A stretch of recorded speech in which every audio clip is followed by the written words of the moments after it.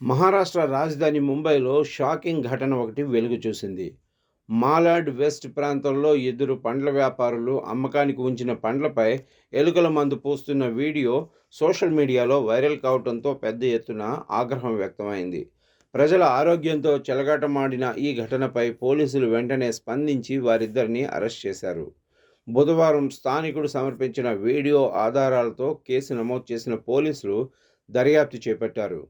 నిందితులను మనోజ్ సంగంలాల్ కేసర్వానీ, రాహుల్ సదన్లాల్ కేసర్వానీగా గుర్తించారు. రోడ్డు పక్కన ఉన్న వారి స్టాల్స్ను తనిఖీ చేసిన అధికారులు అక్కడ రాటోల్ అనే అత్యంత ప్రమాదకర ఎలకల మందు లభించింది. ఈ రసాయనంలో పసుపు, భాస్వరం వంటి ప్రాణాంతక పదార్థాలు ఉండే అవకాశం ఉందని వైద్య నిపుణులు హెచ్చరిస్తున్నారు.